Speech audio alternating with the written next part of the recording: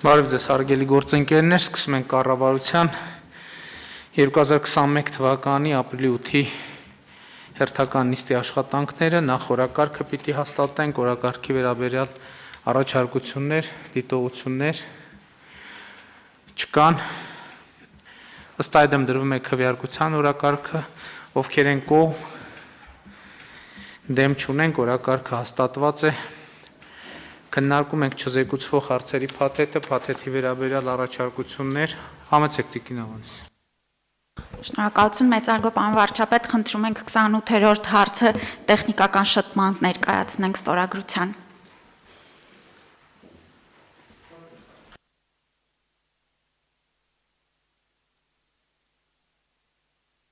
Առաջարկներ, ըստ այդմ չզեկուցվող հարցերի փաթեթը դրվում է քվեարկության, ովքեր են կողմ փաթեթի ընդունմանը, դեմ չունենք, փաթեթը ընդունված է, քննարկում ենք զեկուցվող հարցերը, հարց համար 53 Հայաստանի Հանրապետության 2021 թվականի պետական բյուջեի մասին, օրենքում վերաբաշխում կատարելու մասին հարցը զեկուցող կրթության, գիտության, մշակույթի և սպորտի նախարարի տեղակալ Ժաննա Անդրեասյան, խնդրեմ Տիկին Անդրեասյան։ Շնորհակալություն մեծարգո վարչապետ, հարգելի գործընկերներ, ձեր քննարկմանն եմ ներկայացնում գիտական և գիտատեխնիկական գործունեության ծրագրերի միջոցառումների իրականացման համար հատկացված ֆինանսական միջոցները 2 միլիարդ 784 միլիոն դրամի չափով ավելացնելու նախագիծը, որի համար հիմք է ծառայել գիտության ոլորտի զարգացման հեռանկարների մասին շարունակական խորհրդակցությունները,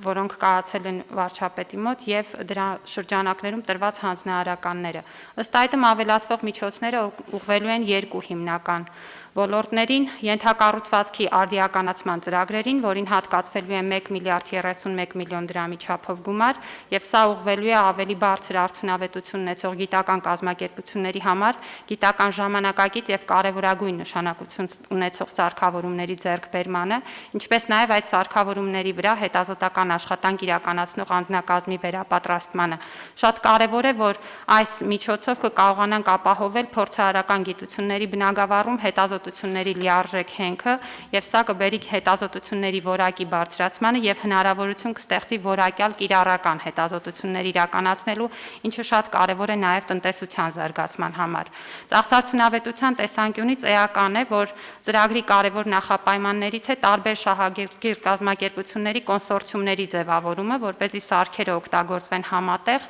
ինչպես նաև ուսումնական պրոցեսում սարքի հետ աշխատանքի ներառումը ըստ հնարավորության։ Այս ուղղությամբ ծախսերը ներառում են նաև 114 միլիոն 400 հազար դրամի չափով Գիտությունների ազգային ակադեմիայի համակարգի սարքավորումների վերազինման ծրագրին ուղղված միջոցները, որը մասնավորապես հատկացվելու է սուպեր համակարգչի տեղափոխման և տեղադրման աշխատանքների համար, ինչպես նաև համակարգը նոր սարքավորումներով համալրելու և եղած սարքավորումները սպասարկելու նպատակով այս համակարգիչը կարևոր է ուրեմն մեծածավալ տվյալների վերլուծության համար և մեծապես կօգնի գիտական հետազոտությունների իրականացման որակի բարձրացմանը։ Երկրորդ ուղղությունը, որին ուղղվելու են ծախսերը, թեմատիկ գիտական հետազոտություններն են, որոնք մի քանի նպատակ են հետապնդում, դրան հատկացվելու է 1 միլիարդ 638 միլիոն դրամի չափով գումար, որը մի շարք ուղղություններ ունի։ Առաջինը պայմանագրային թեմատիկ հետազոտություններն են և շուրջ 50-ով նախատեսում ենք ավելացնել այս հետազոտությունների ծավալը։ Սա հնարավորություն է տալու, որպեսզի գիտական փորձաքննության արդյունքում բարձր միավոր հավաքած հայտերը, որոնք արտացոլում են ըստ էության այսօր մեր գիտության ոլորտում եղած գաղափարները, կարողանան ֆինանսավորվել, ծրագրերը ունեն 2 տարի ժամկետ և դրամաշնորհների տրամադրումը իրականացվում է գիտական փորձաքննության արդյունքներով և սահմանված են միջազգային բարձր մակարդակի վերջնարդյունքներ։ Երկրորդ ուղղությունը գիտական խմբերի մեկնարկային մրցութային ծրագիրն է, որը շատ կարևոր է բարձր արդյունավետությամբ աշխատող երիտասարդ գիտաշխատողների խթանելու և նրանց աշխատանքը խրախուսելու համար։ 8 լրացուցիչ ծրագիր ենք նախատեսում մինչև 3 տարի ժամկետով։ Գիտեք, որ գիտաշխատողների շրջանում շուրջ 40%-ը 60 եւ ավելի բարձր տարիք ունեն եւ սերնդափոխության հարցը առաջնահերթ խնդիր ունի։ Խումբը պետք է ունենա արտերկրի հեղինակավոր գիտնական հանդիսացող խորհրդատու, իրականացնի հավակնոտ թեմայով հետազոտական ծրագիր եւ տպագրի որակյալ գիտական աշխատանքներ միջազգային գիտատեղեկատվական շտեմարաններում։ Հաջորդ ուղղությունը առաջատար գիտաշխատողների աջակցության մրցութային ծրագիրն է, որով նախատեսում ենք 50 դրամաշնոր մինչև 5 տարի ժամկետով եւ նպատակն է, որպեսզի այս պահին Հայաստանում գործող միջազգային չափանիշներով առաջատար գիտաշխատողներին հնարավորություն ընձեռենք ձևավորել մինչև 7 հոգանոց հետազոտական խմբեր իրենց ղեկավարությամբ եւ այստեղ էլի կարեւոր է արտերկրի հեղինակավոր գիտնական հանդիսացող գործընկերոջ արկայությունը, հավակնոտ եւ բեկումնային թեմայով հետազոտական ծրագրերի իրականացումը, միջազգային հեղինակավոր ամսագրերում հրապարակումները եւ միջազգային գիտահետազոտական դրամաշնորհների ներգրավումը։ Սա թույլ կտա, որպեսզի մեր առաջատար գիտնականների ներուժը օգտագործենք եւ կարողանանք ավելի նպաստավոր պայմաններ ստեղծենք երիտասարդ գիտնականների աճի համար, ինչպես նաև միջազգային դրամաշնորհներ ներգրավենք։ Առանցքային ուղղություն է երկակի հետազոտությունների մրցութային ծրագրերը, որոնք հանրապետության անվտանգության եւ պաշտպանունակության մակարդակի բարձրացման համար ունեն առանցքային նշանակություն եւ դրանք նախատեսվում է ավելացնել շուրջ 10-ով մինչև 2 տարի ժամկետով իրականացնելու պայմանով։ Դրամաշնորհները տրամադրվելու են ռազմական ուղղվածության հետազոտական թեմաներին, բարձր տեխնոլոգիայի արդյունաբերության նախարարության ռազմաարդյունաբերական կոմիտեի հետ համագործակցությամբ։ Ինչպես նաև տնտեսության զարգացման տեսանկյունից շատ կարևոր ուղղություն է կիրառական արդյունքի ձեռքբերման ուղղված մրցութային ծրագրերի իրականացումը, որը նույնպես նախատեսում ենք ավելացնել շուրջ 10-ով եւ դրամաշնորհները տրամադրելու են տնտեսության կարիքներից բխող կիրառական հետազոտություններով զբաղվող գիտական խմբերին մասնավոր հատվածից համաֆինանսավորման արկայության պայմանով։ Ծրագիրը իրականացվելու է էկոնոմիկայի նախարարության հետ համագործակցությամբ տարբեր ձևաչափերով։ Առևտրայնացման պոտենցիալ ունեցող ծրագրերին կտրամադրվի եւս 1 տարվա ֆինանսավորում ծրագրի վարկավորման կամ հետագա ֆինանսավորման նախապատրաստելու նպատակով։ Ծրագրերի մանրամասները կհստակեցվեն մրցութային հրավերներով եւ բոլոր ծրագրերի համար նախատեսվելու են միջազգային չափանիշներին համապատասխան վերջնարդյունքներ։ Ծրագրերը քննարկվել են կառավարության տարբեր մակարդակներում, խնդրում եմ հաստատել։ Շնորհակալություն Տիկին Անդրեասյան։ Հարգելի գործընկերներ, Հայաստանի Հանրապետությունում շատ երկար ժամանակ քննարկվում է գիտության ֆինանսավորման ավելացման թեման եւ բնականաբար այդ հարցը նաեւ մեր կառավարության օրակարգում է եղել եւ շարունակում մնալ։ Այս թեմայով տասնյակ քննարկումներ ենք ունեցել եւ ինչ կա այդքան քննարկելու։ Քննարկման թեման հետեւյալն է. միայն ուղղակի որևէ տղում գումար ավելացնելը ամենևին չի նշանակում, որ մենք կհասնենք բովանդակային արդյունքի։ Շատ կարևոր է հավաստիանալ, որ այն ներդրումը, որը արվում է, առաջինը համակարգի կողմից կարող է մարսվել, այսինքն դրա համար կան համապատասխան մեխանիզմներ եւ ինստիտուցիոնալ հիմքեր, եւ երկրորդը այդ գումարը ներդրումը կլինի նպատակային եւ մենք համոզված կլինենք, որ դա իրոք ծառայում է գիտության զարգացմանը։ Այս որոշումը երկար քննարկումների արդյունք է եւ մենք փորձում ենք ուղղակի որ սա ոչ միայն լինի առանձին վերցրած որոշում, այլև գիտության շարունակական զարգացման ինստիտուցիոնալ մեխանիզմներ գործարկվեն։ Եվ սա այդ գործընթացի առաջին փուլն է եւ process-ը լինելու է շարունակական, ընդ որում պետք է հատուկ ընդգծել, որ կրթության եւ գիտության ոլորտը հասկանալիորեն մեզ համար ունի ռազմավարական նշանակություն, ընդ որում մենք ոլորտին չենք նայում հատվածական։ Սկսած նախակրթարանից ավարտած գիտական ոլորտով պետք է մենք նույն շղթայի մեջ լինեն եւ այդ նույն շղթայի մեջ հաղորդակցություն պետք է տեղի ունենա եւ այդ ֆինանսավորումը պետք է ճիշտ խողովակներով աշխատի։ Պարոն Ավինյան, այս ծրագրի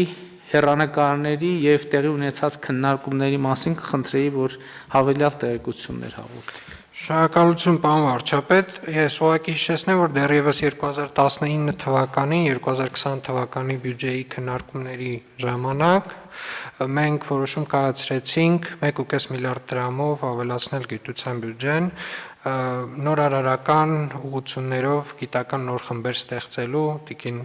Անդրեասյանը նշեց դրանցից ոմանք, եւ կարելի ասել, որ մեր այդ փորձնական քայլը հաջողություններ գրանցել է եւ մենք տեսել ենք, որ համակարգը նախ այո կարողանում է մարսել եւ որոշակի արդյունքներ եւ հեռանկարներ ստեղծվում են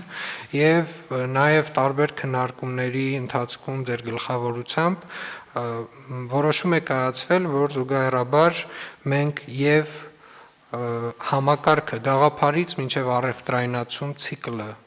զարգացնելու ենք շարունակաբար եւ գիտության կոմիտեն ակտիվորեն բոլոր այդ շղթայի կետերով անցնում է եւ նոր կարգավորումներ են նախատեսվում, բայց դրան զուգահեռ նաեւ ավելացնելու ենք ֆինանսավորումը գիտության եւ ավելացնելու ենք ոչ միայն այսպես ասած թեմատիկ ուղղություններով նոր սարքավորումներ ձեռք բերելու ինստիտուտների վերազինման, այլև նաև գիտության կոմիտեն այս պայդրությամբ գիտության նկատմամբ գրավչությունը ավելացնելուն ուղղված աստիճանական բազային աշխատավարձի վերանայման նախագիծ է մշակում, որով որ 2022 թվականից սկսած մինչև 2025 թվականը էականորեն փոփոխվելու են բազային աշխատավարձերի դրույթները եւ դրանք իհարկե քննարկումների որոշ շրջափուլեր կանցնեն կառավարությունում, բայց ընդհանրապես կներեք ում աշխատավարձի մասին այսել հստակեցնենք, որպեսզի նաեւ խոսքը գնում է ամենա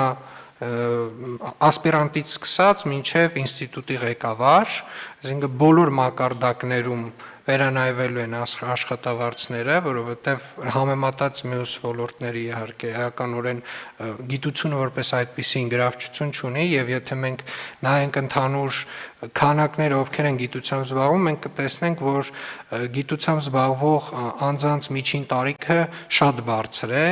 եւ ընդհանուր առմամբ այդ երիտասարդացման գործընթացը տեղի չի ունենում գիտության մեջ եւ մեր գործընկերներ մասնավորից մեր գործընկերների գիտության պետական կոմիտեի կողմից այս հարցը բազմաթիվ անգամներ շեշտվել է եւ մյուս կողմից էլ կառավարությունը իհարկե շեշտել է արդյունքահեն process-ների նկատմամբ ուշադրությունը եւ կարծում եմ այս հավասարակշռումը ապահովելու դեպքում մենք միանշանակ կարողանալու ենք աշխատավարձերի վերանայման միջոցով գրավչությունը ավելացնել, միանշանակ ավելի շատ երիտասարդներ գնալու են դեպի գիտություն եւ հնարավորություն են ունենալու գիտությամբ զբաղվելով ապրել եւ արարել եւ այլ որևէ բանի մասին չմտածել, այսինքն չփորձել այլընտրանքային նաև աշխատանքներ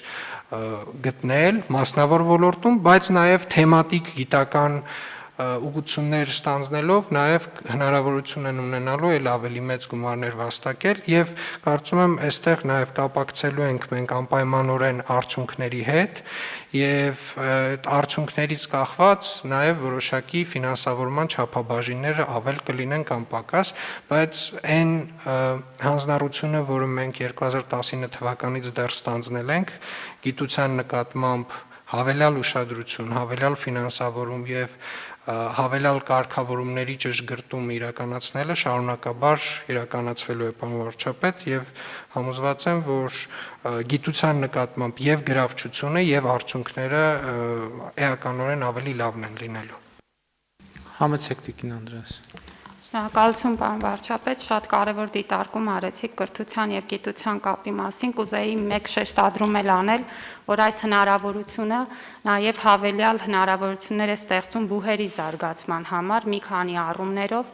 քանի որ բուհերը նաև որպես գիտահետազոտական գործունեություն իրականացնող կառույցներ ստանում են հավելյալ հնարավորություններ զարգացման եւ համատեղ աշխատանքի գիտահետազոտական ինստիտուտների հետ, ինչը միանշանակ նպաստելու է թե բուհերի միջազգայնացմանը, թե նաև նրանց վարկանիշի բարձրացմանը, ինչը հավելյալ դրական հետևանք կարելի է համարել նման ուշադրության եւ նման քաղաքականության։ Շնորհակալություն։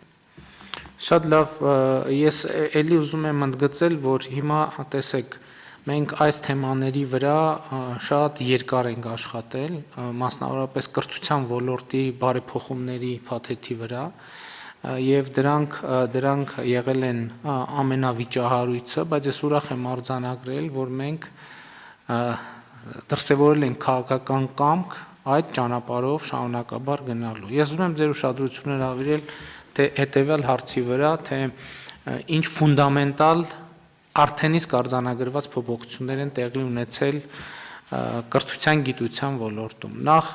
ընդունվել է բարձրագույն կրթության եւ գիտության մասին օրենքը, որը այս փոփոխությունների համար ունի անկյունակարային նշանակություն։ Ընդունվել է հանրակրթության չափորոշիչը։ Հիմա առաջիկայում կընդունվի նախակրթության չափորոշիչը։ Գիտության ոլորտում մենք իրականացնում ենք այս փոփոխությունները շարունակաբար, դեռևս 2019 թվականից մենք բյուջեի հավելյալ միջոցներից տրամադրեցինք գիտության ոլորտին եւ ձեռք բերվեց շոշափելի քանակությամբ լաբորատոր տեխնիկա, գիտության համար անհրաժեշտ տեխնիկա, սարքավորումներ։ Այս շարքում ես առանձնահատուկ կարևորություն եմ տալիս ուսուցիչների որակավորման գործընթացին, որը արդեն մտնում է գործնական փուլ, ինչը նշանակում է, որ մենք մեր հանրակրթության համակարգում մի շատ եւ նոր կարևոր գործոն ենք ներմուծելու, այն է անընդհատ սեփական որակավորումը բարձրացնելու շատ կոնկրետ խթան ենք մենք տալիս մեր սիրելի ուսուցիչներին, որովհետև համահարթեցման այն մոտեցումը, որը միջև հիմա գոյություն ուներ, ամենատաղանդավորներին ըստ էության զրկում էր մոտիվացիաներից ինքնակատարելագործվելու եւ առաջ շարժվելու։ Եվ այս process-ի արդյունքում գործնականում ես չգիտեմ ինչքան ժամանակ հետո, բայց մենք կարող ենք երաշխավորված համարել, որ դպրոցում ունենալու ենք միայն բարձր որակավորում ունեցող ուսուցիչներ, որոնք իդեպ ունենալու են հնարավորություն իրենց աշխատավարձը սեփական որակավորման բարձրացման միջոցով անընդհատ բարձրացնել։ Էլի ուզում եմ ընդգծել, ոչ թե կառավարությունն է իրենց աշխատավարձը բարձրացնելու, այլ իրենք են իրենց աշխատավարձը բարձրացնելու եւ այս տարվա նոյեմբերից արդեն նախնական հաշվարկներով մոտ 1500 ուսուցիչներ առնվազն 30-ից 50%-ով ավելի բարձր աշխատավարձ կստանան։ Ես ուզում եմ այս համատեքստում նայել, որովհետև բյուջեի հոդվածները առանձնանում են, բայց էությունը նույնն է։ Այն գրանտային ծրագիրը, որ մենք իրականացնենք բարձր տեխնոլոգիական արդյունաբերության նախարարությունում,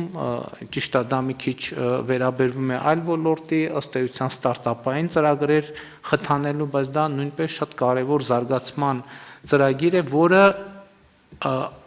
ուղղակիորեն առնչվում է, եթե ոչ գիտության, առնվազն կրթության ոլորտում հետաքրքրությունները մեծացնելու առումով եւ մենք իհարկե շարունակաբար պետք է գնանք, ես իհարկե շատ կարևոր ծրագիր կա, որը ամբողջ ծավալով դեռ չի գործարկվել եւ որը մենք փորձարկեցինք նախորդ տարի Արարատի մարզի Ռանչպար գյուղում, նոր նախակրթարանների նոր մոդելի տեղադրումը եւ տեղակայումը համայնքներում, գյուղերում, իհարկե պայմանով, որ համայնքները հետագա ֆինանսավորումը կվերցնեն իրենց վրա եւ իհարկե կառավարությունը իր բաժին աշխատանքը կանի, որը ոչ միայն ֆիզիկական ենթակառուցվածքների ձևավորում է, այլ ինչպես ասացի, նախակրթության չափորոշիչների ընդունում, որտեղ մենք ունենանք միասնական կրթական քաղաքականություն ամբողջ երկրով եւ իհարկե կրթությունը պետք է նաեւ նախապատրաստվի այն դիրքավորի ըստ այն տնտեսական ռազմավարության, որը մենք երկարաժամկետ առումով որդեգրում ենք մեր երկրի համար ակնկալելով, որ պետք է ունենանք բարձր տեխնոլոգիական արդյունաբերական երկիր եւ այս ուղղությունն է, որը մեզ պետք է օգնի դուրս գալ որակական բոլորովին նոր հարթություն։ Այնպես որ կատարված աշխատանքը իսկապես ոլորտում էական է, տպավորիչ է եւ սա է պատճառը, որ ամենամեծ ուշադրության է արժանանում եւ նաեւ շատ կարեւոր է, որ մեր գործընկերները հավելյալ ուշադրությունից չեն ընկճվում եւ շարունակում են իրենց հետեւական աշխատանքը։ Խնդրեմ պարոն Հարությունյան։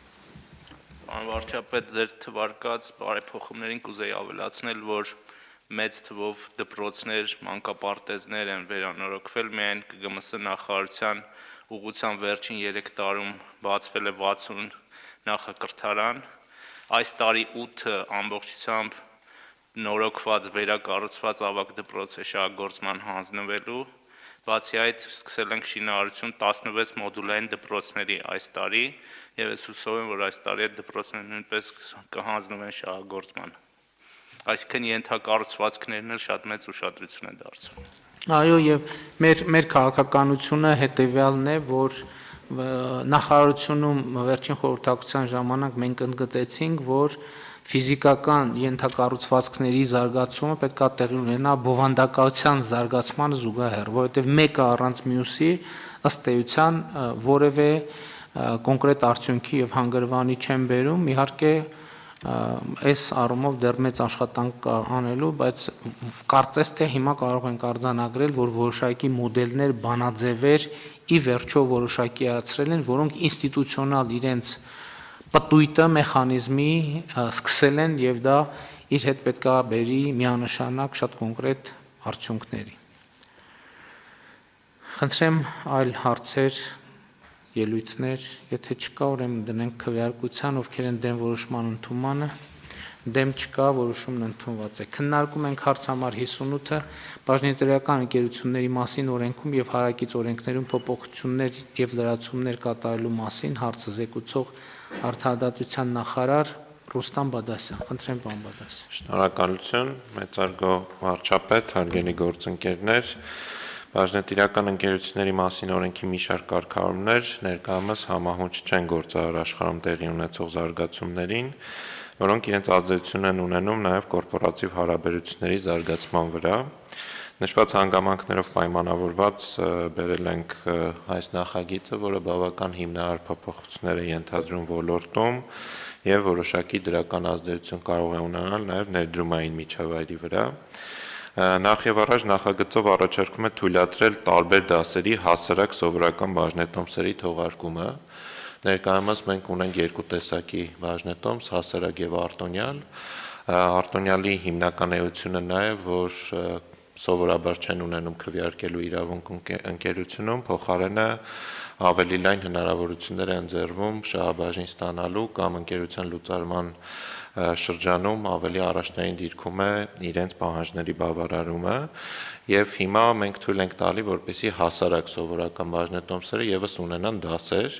եւ այս առումով ապահովում ենք ճկունությունը կայանում է հետեւյալում, որ որոշակի դասի բաժնետոմսը սովորական կարող է ավելի շատ քվեարկելու հնարավորություն ընձեռի,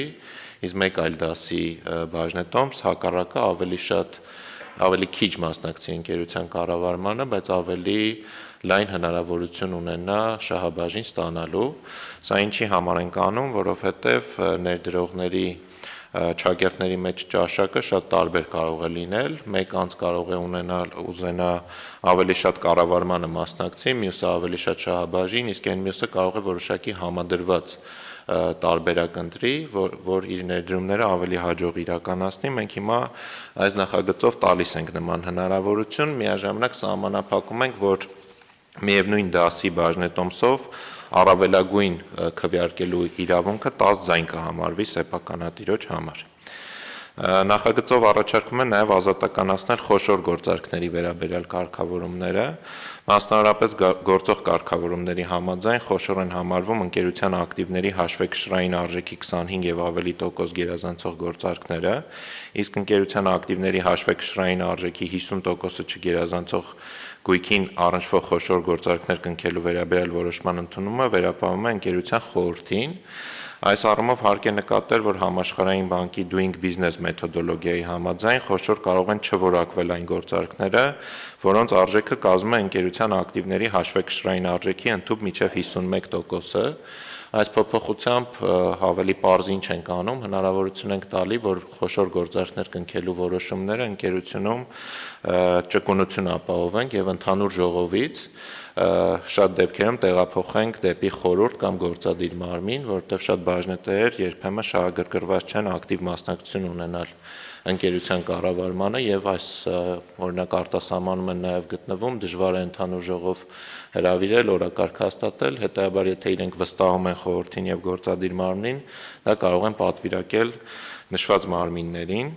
Միևնույն ժամանակ նախագծով առաջարկվում է ազատականացնել նաեւ ընկերության կառավարման մարմինների իրավասությունները,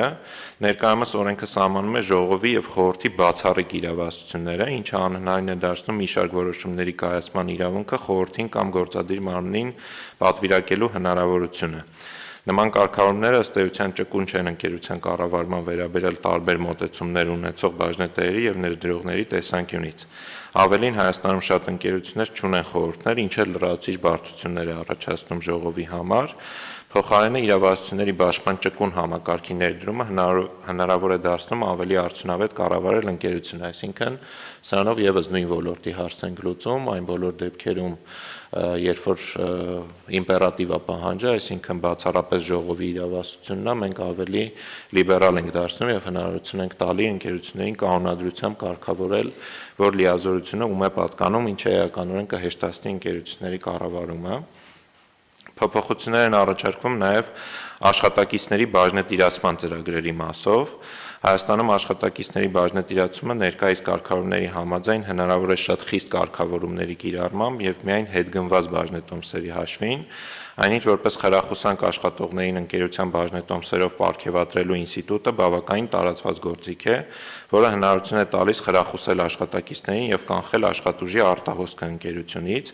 ինչն էլ իր հերթին կարող է ուղղակիորեն կանխել մասնագիտական արտագաղթը ընկերությունից։ Ուստի նախագծով առաջարկվում է ներդնել աշխատակիցների բաժնետիրացման ժամանակակից եւ գործոն մոտեցումներ, այսինքն այս փոփոխություններով մենք հնարավորություն ենք տալիս, որպեսզի գործատուն իր աշխատակցի ընկերության լքելը կանխելու նպատակով բաժնետոմս արտոնյալ պայմաններով կարողանա տա աշխատակցին բաժնետիրացման ծրագրի շրջանակներում, որը կխրախուսի տվյալ աշխատողի աշխատանքը ընկերությունում եւ բնականաբար ընկերության գործունեության համար նպաստավոր կլինի։ Վերացում է նաև ընկերության հիմնադրման եւ գրանցման հետ կապված առկա անհստակությունը։ Ներկայիս կարգավորումները պահանջում է, որ պետական գրանցման պահին ընկերության կանոնադրական կապիտալը լինի վճարված, ինչը գործնականում կիրառելի չէ, արհեստական կարգավորում է, այն պատճառով, որ քանի դեռ ընկերությունը չի գրանցվել, այն ստեղծված չի համարվում, ուստի նաև պարզ չէ կանոնադրական կապիտալի վճարումները ում են ուղղված, եթե դեռ նման սուբյեկտ գոյություն չունի։ Արդյունքում պրակտիկայում տարատեսակ միջոցներով շրջանցվում է այս կանոնը, մենք նախատեսել ենք նախագծով, որ այստեղ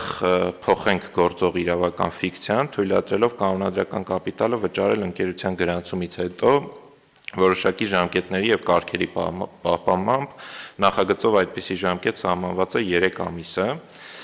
Ներկայումս օրենքը նախատեսում է, որ եթե ընկերության երկրորդ եւ յուրաքանչյուր հաջորդ ֆինանսական տարում նրա զուտ ակտիվների արժեքը պակաս է կանոնադրական կապիտալից, ապա ընկերությունը պարտավոր է նվազեցնել իր կանոնադրական կապիտալը, իսկ եթե այն պակաս է լինում օրենքով սահմանված նվազագույն չափից, ապա ընկերությունը պարտավոր է լուծարվել։ Նշված կարգավորումները սակայն խնդրահարույց են այն դեպքերում, երբ գործ ունենք ստարտափ ընկերությունների հետ, որոնք ունեն երկարաժամկետ բիզնես ծրագրեր եւ որոնց բիզնեսի շահութաբերությունը զուտ ժամանակի խնդիր է։ Ուստի երբ ընկերության մոտ Արկա չեն անվճարունակության հիմքեր, իսկ բացասական կապիտալի արկայությունը պայմանավորված է ընկերության գործունեության առանձնահատկություններով, նպատակահարմար չէ ընկերությանը պարտադիր լուծարելու դրույթը, նաև նշեմ, որ այս լուծարելու դրույթը եւս հիմա պրակտիկայում կարելի ասել, որ շատ դեպքերում փաստացի չի գործում։ Մենք ուսումնասիրելով միջազգային փորձը գտել ենք, որ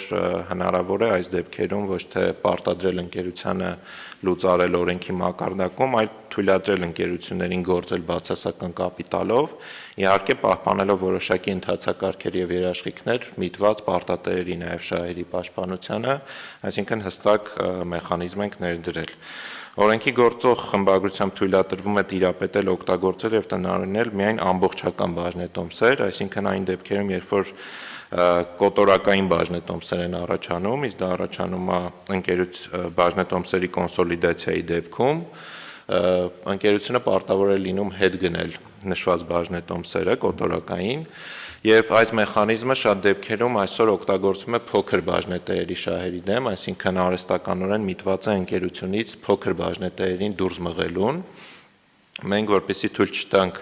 նշված պրակտիկան, այս իմպերատիվ պահանջը փոխել ենք եւ թույլ ենք տալի, որպեսզի բաժնետերերը շարունակեն տիրապետել, օգտագործել եւ տնօրինել կոտորակային բաժնետոմսերը։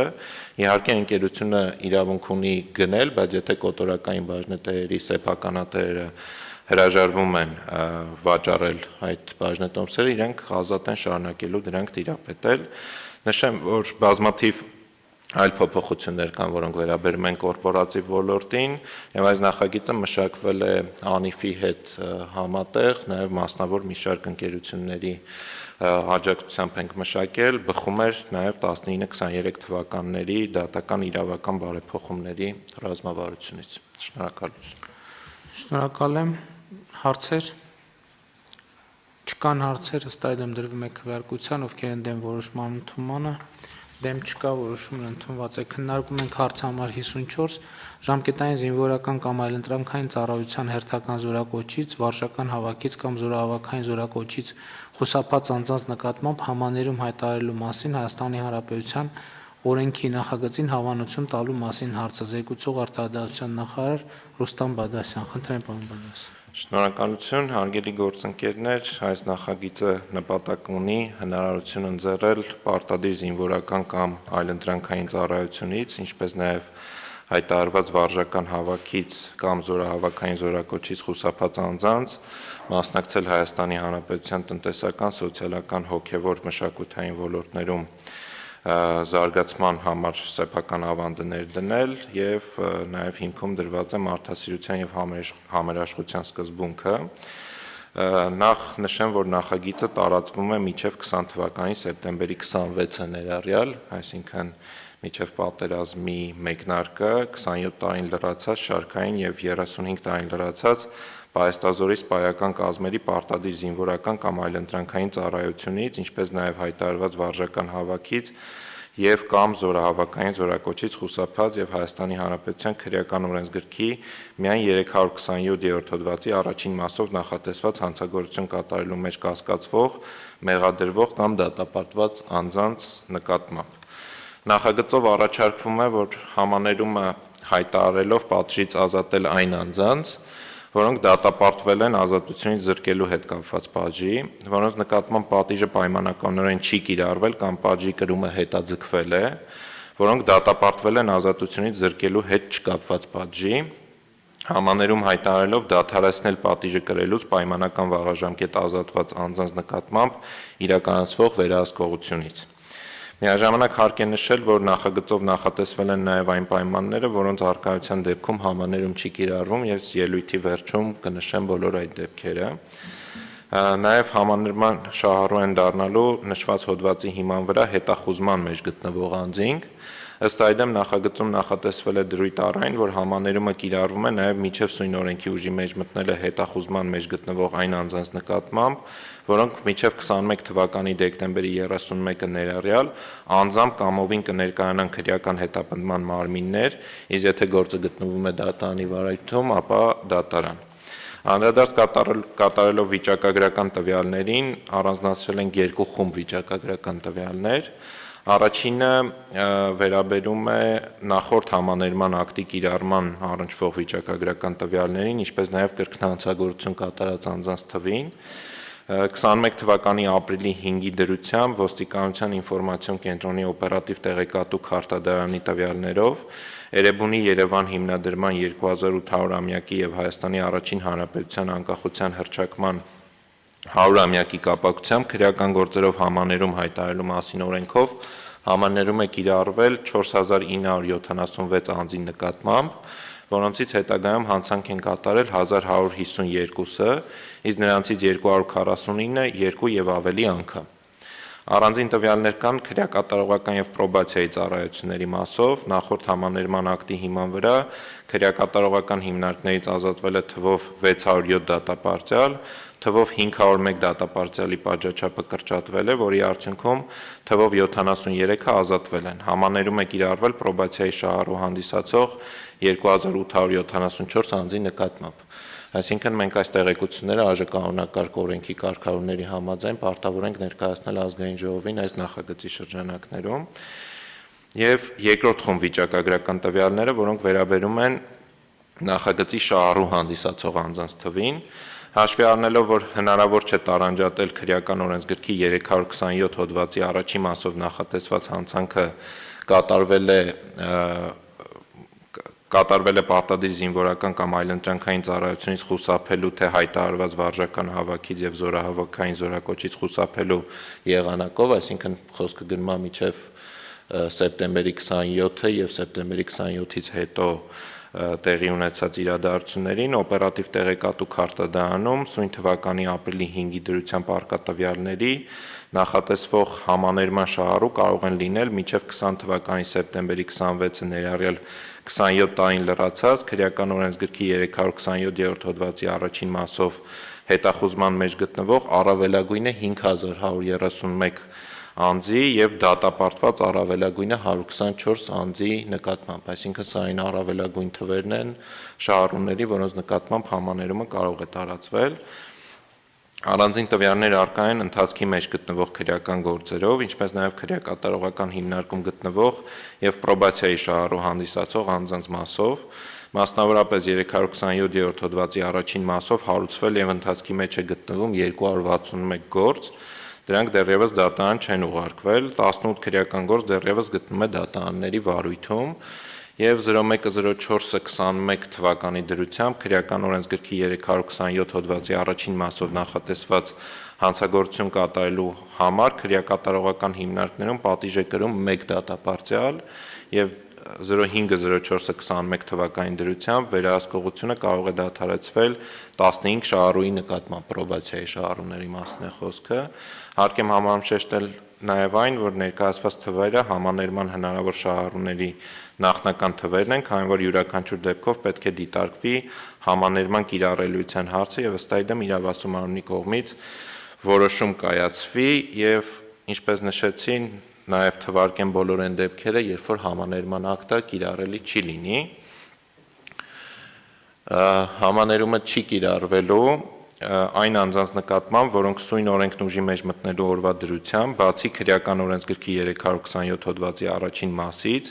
հանցագործությունների կամ դատավճիռների համակցության կանոններով կարող են մեղադրվել, մեղադրվում են կամ դատապարտվել են Հայաստանի Հանրապետության քրեական օրենսգրքի այլ հոդվածով, այսինքն եթե այլ հոդված էլ կա, ապա համաներման ակտը կիրառելի չի լինելու։ Մինչև սույն օրենքի ուժի մեջ մտնելը հետախուզման մեջ գտնվող անձանց նկատմամբ, բացառությամբ այն անձանց, որոնք մինչև 21 թվականի դեկտեմբերի 31-ը ներառյալ անձամբ կամովին կներկայանան քրեական հետապնդման մարմիններ կամ դատարան։ Այն անձանց նկատմամբ, որոնց դեպքում վերջին 10 տարվա ընթացքում նշանակված պատժաչափը կրճատվել է կամ ներում շնորհելու կամ համաներման արդյունքում կամ պատիժը կրելուց ազատվել են նույն եղանակով, որոնց նկատմամբ քրեական հետապնդում չի իրականացվել համաներման ակտի հիման վրա եւ այն անձանց նկատմամբ, որոնք Հայաստանի Հանրապետության քրեական օրենսգրքի 327-րդ հոդվածի առաջին մասով նախատեսված հանցանքը կատարել են մեկ այլ գործով նշանակված բաժից պայմանական վաղաժամկետ ազատելու կամ պատիժը պայմանականորեն չկիրառելու հիմքում սահմանված փորձաշրջանի ընթացքում, այսինքն փորձաշրջանի ընթացքում են այդ հանցանքը կատարել։ Շնորհակալություն։ Շատ լավ։ Հարգելի գործընկերներ, նման օրենք ընդունելու գաղափարը շատ վաղուց է քննարկվում եւ շատ վիճահարույց թեմա է եղել միշտ, բայց այնուամենայնիվ մենք այս որոշումը կայացրել ենք, ընդ որում պարոն Բադասյան, եթե իմ հիշողությունը չի դավաճանում, նախկինում հայտարարված համաներումները այս հոդվածի վրա չեն տարածվել երբեք։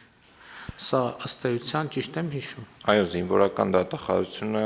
տեղեկություն կար տեղեկանքով, որ նախորդ համաներումը չի կիրառել։ Որևէ համաներում։ Ես իմ հիշողությունը, եթե չի դավաճանում, պես որ այդ մյուս վիճակագրությունները հիշատակելը այս թեմայի հետ այդքան էլ կապ չունի, նախկինում երբեք այս հոդվածը համաներման տակ չի ընկել, հասկանալի պատճառներով։ Եվ թվում է, թե այս իմաստով ամենաանպատեհ ժամանակաշրջանն է պատերազմից հետո 44 օրյա ժամկետային զինվորական ծառայությունից խուսափած անձանց նկատմամբ կիրառել համաներում։ Բայց այս որոշումը մենք կայացրել ենք նաև հետևյալ նկատառումով, մեր բանակը զինված ուժերը հիմա թևակողում է խորը եւ բովանդակային բարեփոխումների փուլ, եւ ըստ էության սա մեզ բոլորիս համար հնարավորություն է ինչ որ մի կետ ֆիքսել եւ այդ կետից գնալ առաջ։ Շատ կարեւոր է արձանագրել նաեւ մի շատ տխուր վիճակագրություն, որ Հայաստանի Հանրապետության իրավապահ մարմինների կողմից հետախուզվող անձանց ճնշող մեծամասնությունը, ասենք որոշ ժամանակներում, այսինքն 90 եւ ավելի տոկոս հետախուզվում են հենց այս հոդվածով։ Բայց տվյալ դեպքում ուզում եմ ընդգծել, որ համաներումը տարածվում է 27 տարին լրացած անձանց հետ։ Ընդ որում այս թեման փակելու մի քանի փորձեր են եղել, մեխանիզմներ են եղել, հիշում եք, կար օրենսդրական նախաձեռնություն ամեն բաց թողնված զորակոչի համար վճարում կատարելու դիմաց, ըստ էության համաներման կիրառում եւ այլն, որ երկար տարիներ կիրառվեց, որոշակի արդյունքներ ունեցավ, բայց ցանկալի արդյունքներ չունեցավ, այսինքն այս մեր ցանկը չզորայացավ։ Հիմա այստեղ խոսքը մեծավ մասամբ գնում է այն քաղաքացիների մասին, ովքեր հանրապետությունում չեն եւ չեն կարողանում հանրապետություն վերադառնալ այս քրեական հետապնդման եւ քրեական գործի պատճառով։ Եվ մենք նաեւ հաշվի առնելով մեր ընթացիկ իրավիճակը, հաշվի առնելով նաեւ այն, որ մեր բանակում բարեփոխումների խորը եւ բովանդակային բարեփոխումների գործընթաց է սկսվել, արդեն սկսվել է այդ գործընթացը, մենք ճիշտ ենք համարում այսպիսի քաղաքական որոշման կայացումը։ Խնդրեմ դիտարկումներ, հարցեր համեցեք։ Շնորհակալություն, ես ոչ թե որպես շրջակա միջավայրի նախարարի տեղակալ խոսեմ, այլ որպես քրեական իրավունքի մասնագետ, պարոն Բադասյան, ընդհանրապես համաներման ինստիտուտի հետ կապված ես որոշ նկատառումներ ունեմ, աշխարհի փորձը ցույց է տվել, որ ինքը այդքան էլ լավ ինստիտուտ չէ եւ շատ երկրներում չի կիրառվում, մանավանդ դուք ձեր խոսքում նշեցիք, որ 20-ից 30% կրկնահանցագործություն է առաջ բերում։ Ինչն է պատճառը, որ հենց այս հոդվածով միայն բանակի նոր փուլ թևակողելը, թե ինչ որ այլ հիմնավորումներ էլ կան։ Շնորհակալություն։ Շնորհակալություն, պարոն Սիմոնյան, այո, տարբեր կարծիքներ կան, ես նաև նախորդ վիճակագրությունը համաներման, որի նկատմամբ, որ այս հոդվածի նկատմամբ չի կիրառվել, վկայակոչեցի, իհարկե վերասոցիալականացման ճանապարհին համաներումը չի ամենալավ գործիքը, այլ քրեակատարողական ոլորտում հիմնարար բարեփոխումների իրականացումը, որի ուղղությամբ մենք շարժվում ենք, բայց այս հոդվածի հետ կապված առանձնահատկություններին կարծում եմ ավելի քան մանրակրկիտ հենց նոր նշվեց, թե որն է հիմնավորումը, նաև որ այն քաղաքացիները, ում 27 տարին կամ 35 տարին լրացել է, կարողանան վերադառնան եւ իրենց աշխատանքով նպաստեն Հայաստանում տարբեր ոլորտների զարգացմանը, քանի որ ըստ էության իրենց որոշ դեպքերում վերադարձի միակ խոչընդոտը դա է։ Հարգելի գործընկերներ, ես ուզում եմ ձեր ուշադրությունը կրկին հրավիրել եմ փաստի վրա, որ ձեր ասած հիշատակած վիճակագրությունները կիրառելի չեն տվյալ դեպքի համար, որովհետև տվյալ դեպքում համաներում երբեք չի կիրառվել Հայաստանի Հանրապետությունում։ Եվ ձեր նշած բազմաթիվ երկրներում գոյություն ունի պարտադիր զինվորական ծառայություն։ Այսինքն մի շարք երկրներում գոյություն ունի, մի շարք երկրներում ընդհանրապես գոյություն ունի, այնպես որ էլի ուզում եմ ընդգծել, որ այդ վիճակագրությունների հիշատակումը, վերլուծությունը այս թեմայի հետ ընդհանրապես որևէ առնչություն չունի բովանդակային առումով։ Սա բոլորովին ուրիշ թեմա է եւ այս հարցը դիտարկել ենթադրենք կողոպուտի համատեքստում եւ ասենք կողոպուտի համար դատվածների կամ գողության համար դատվածների վիճակագրության վրա հիմնվելով անել եզրակացություններ այնքան էլ ճիշտ չի։ Սա այս Սփյուռքի գործերի գլխավոր հանձնակատարը ձայն է խնդրում եւ ճիշտ է անում, որովհետեւ սա ուղիղ կապ ունի վերջին 3 տարվա ընթացքում երևի ամենամեծ թվով դիմումները առնվազն շատ մեծ թվով դիմումներ մենք այս թեմայով ենք ստացել եւ այդ թվում նաեւ 2019 թվականին, եթե չեմ սխալվում, Վիեննայի հայ համայնքի հետ ունեցած հանդիպման ժամանակ ես խոստացել էի նաեւ մեր Սփյուռքի հայրենակիցներին, որ այս թեմային անպայման անդրադարձ կկատարենք եւ խնդրում եմ իրավական վերլուծություններ չանել, որովհետեւ սա քաղաքական որոշման եւ քաղաքական մոտեցման խնդիր է։ Եվ այստեղ կրկնահան, չէ, ուրիշ բան, այստեղ ուրիշ տրամաբանություն կա, ինչքանով դա կազդի հետագա process-ների վրա, բայց ելի եմ ասում, մենք նախկինում բազմիցս ենք խոսել այն մասին, որ ցավոք սրտի բանակի հեղինակությունը եւ բանակում ծառայության հեղինակությունը իրար հետ մեր երկրում համադրելի չեն եղել եւ մենք այդ ճեղքի պրոբլեմատիկան ցավոք սրտի մեր մաշկի վրա զգացինք։ Սա փորձ է, քաղաքական որոշում է նոր փուլ, նոր էջ բացել, այդ թվում այո Սփյուռքի հետ հարաբերություններում։ Պարոն Սինանյան, խնդրեմ։ Շնորհակալություն, պարոն վարչապետ, ինչ խոսք որ իհարկե վիճահարույց թեմա է ընդհանուր առումով եւ արգումենտներ կան երկու կողմից, բայց միանշանակ շահառուները Սփյուռքում են գտնվում, շատ մեծ թիվ են կազմում եւ իրոք մարդիկ տարբեր առանց արդարացնելու թե ինչու են մարդիկ խուսափել ծառայությունից, բայց շատերի մոտ դա կապված է եղել հենց բանակում տիրող բարեհոգեբանական վիճակի հետ եւ ասեմ որ պատերազմի ժամանակ շատ դեպքեր եղան եւ որ մարդիկ ուզում էին գալ կամավոր կռվելու, բայց չէին կարող հենց այս պատճառով, որտեղ հետախուզման մեջ էին, նույնիսկ նման տարօրինակ երևույթներ եղան շատ։ Պարոն, եկեք չանդրադառնանք, արդարացնել, չարդարացնել, որովհետև դա շատ բարդ թեմա է իրականում, չափազանց բարդ թեմա, եկեք արձանագրենք, որ մենք այս քաղաքական պատասխանատվությունը այո վերցնում ենք մեր վրա եւ կայացնում ենք այսպիսի քաղաքական որոշում։ Ոչ թե իրավական, ոչ թե ինչ, մենք կայացնում ենք այսպիսի քաղաքական որոշում։ Եվ այս որոշման պատասխանատվությունը վերցնում ենք մեր վրա եւ համոզված եմ, որ սա ճիշտ որոշում է, որովհետեւ այս ցիկլից դուրս գալու որևէ ուրիշ տարբերակ չկա։ Իրոք դա այդպես է եւ իրոք սա մի հարց է, որը Սփյուռքում համատարած ուշադրության կենտրոնում է գտնվում, մարդկանց շատ հուզում է եւ առողջացման հետ կապված մեծ դեր կխաղա։ Ընդհանրապես, եթե այսքան քննարկեցիք, կարծում եմ մենք պետք է մեր զինված ուժերի ապագա կառուցվածքի վերաբերյալ նաև քննարկումներ ունենանք,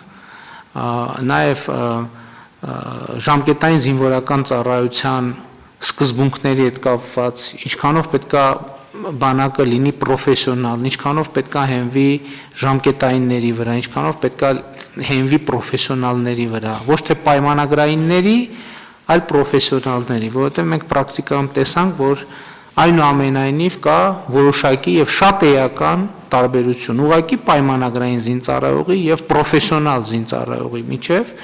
եւ բայց սրանք ընդհանրապես օրակարգ են, ես սա հիշատակում եմ այն տրամաբանության մեջ, որ մենք այս հարցերով պետքա շատ լուրջ խորը քննարկումներ ունենանք եւ իհարկե կայացնենք որոշումներ։